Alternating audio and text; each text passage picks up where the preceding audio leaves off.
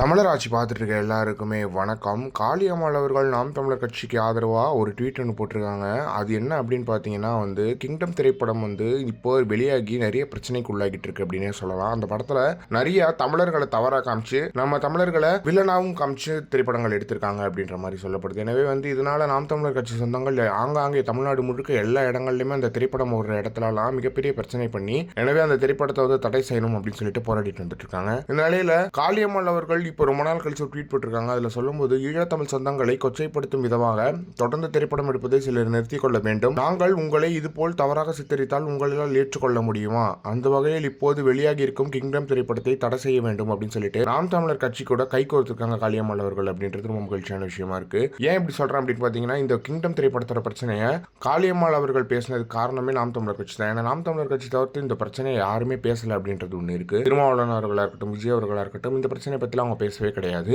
ஆனா நாம் தமிழர் கட்சியிலிருந்து இந்த விஷயத்தை மிக பெருசா கையெடுக்கும் போது காளியம்மாள் அவர்கள் நாம் தமிழர் கட்சி கூட கை கோர்த்து இந்த விஷயத்தை பேசினதுக்கு காளியம்மாள் அவர்களுக்கு நன்றி தெரிவிக்கிறோம். என்னதான் தமிழ் தேசியம் அப்படின்றது ரொம்ப முக்கியமான அவங்க உயிர் மூச்சா இருக்கிறதுனால தான் இப்படி எல்லாம் பேசிட்டு வந்திருக்காங்க அப்படின்றது ரொம்ப மகிழ்ச்சியான விஷயமா இருக்கு. எனவே சிலர் போல காளியம்மாள் அவர்கள் வெளியே போயிட்டு எதிரிகள் சேனலுக்கு இன்டர்வியூ கொடுக்கறது, ஒரு 3 பாட்டா இன்டர்வியூ கொடுக்கறது, தேவையில்லாம பேசுறது, ஜெகதீஷா பண்டியன் மாதிரி பண்றது கிடையாது.